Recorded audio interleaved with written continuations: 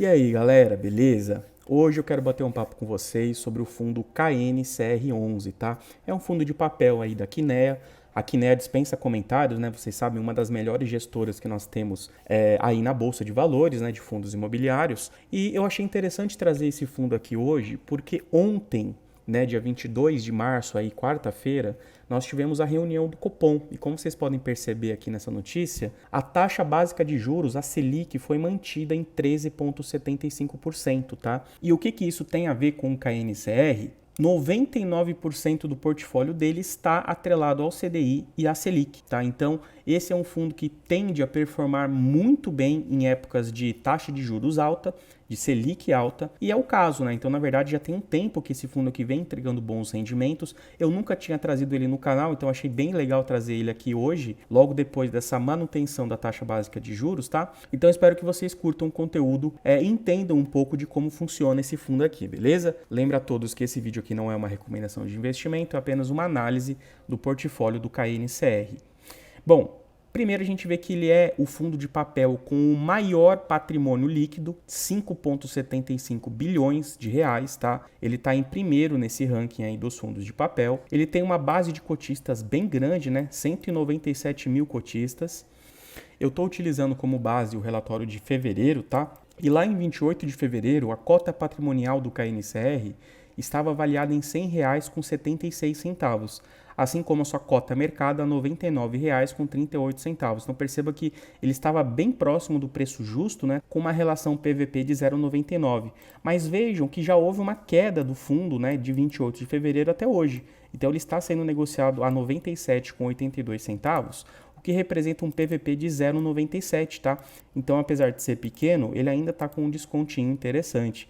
Aqui a gente pode ver um pouquinho da taxa de juros dele, né? Ele basicamente tem uma taxa de CDI mais 2,52% ao ano.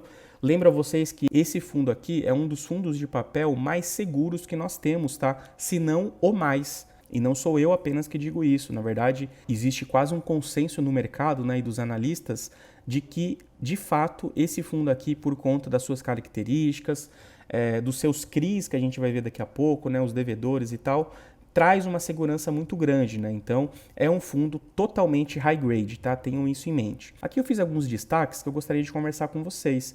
Então, vejo que o fundo ele tem aí 98,2% em CRIs, 3,6% em LCIs e 5,4% em outros instrumentos de caixa, tá? Então, percebo que ele tem mais de 100% do PL alocado. Isso significa que ele tem sim uma pequena alavancagem e eu já vou comentar com vocês um pouquinho sobre isso, tá? Aqui a gente tem um pouquinho das taxas, importante, e também da data. Olha só que interessante.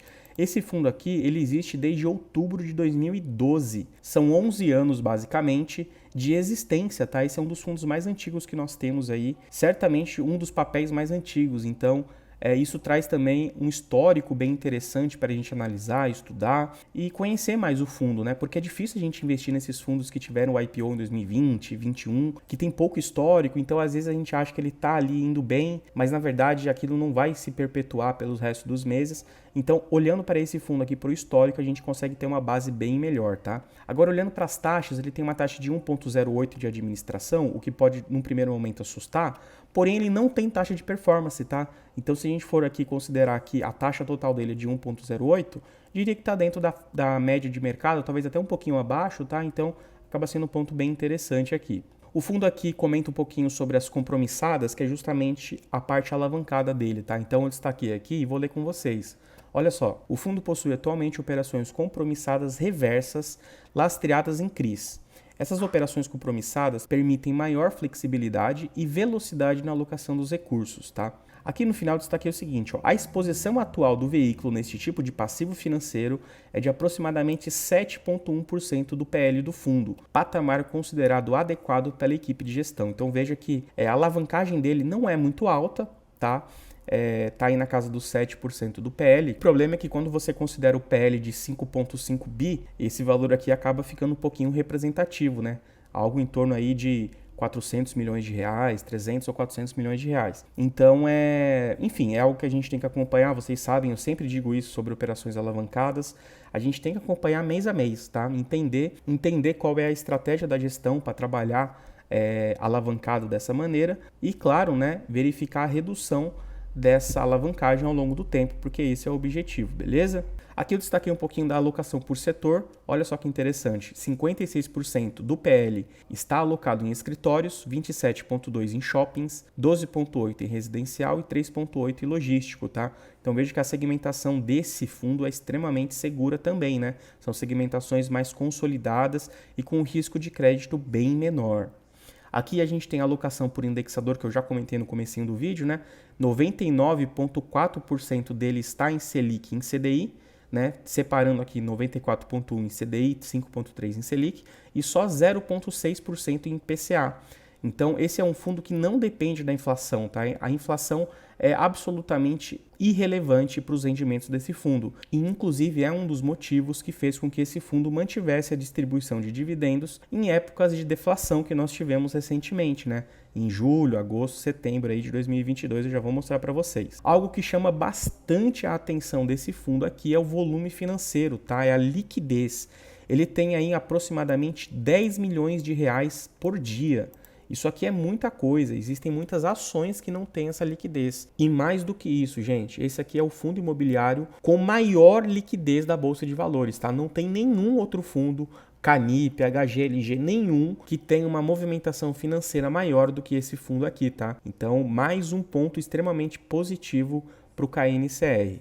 Aqui a gente tem um pouquinho do DRE que eu quero conversar. Também esse detalhe importantíssimo, tá? Eles utilizam aqui para o DRE o regime de competência, tá? E o que isso significa? Significa que muitas vezes a receita que ele está indicando aqui não é a receita que de fato entrou no caixa do fundo, mas sim a receita que foi lançada naquele mês, tá? Que faz referência àquele mês. Essa é a diferença do regime de competência para o regime de caixa. Então eu achei legal trazer isso para vocês, para que vocês entendam que não necessariamente o valor que está aqui no mês é o que de fato entrou para o fundo, tá? Geralmente esse valor costuma ser um pouquinho menor. Mas olha só, em março de 22 ele estava aí com 42 milhões, 43, né, arredondando em receitas de CRIs, depois caiu para 34 e aí começou a subir, né? 41, 64, 62, 61, 59, 62, 68, agora em 23, 70 milhões, em fevereiro 57 milhões. Então perceba que existe sim uma variação aqui, né? Na verdade a gente olha aqui de 70 em janeiro para 57 em fevereiro, houve uma queda até significativa aqui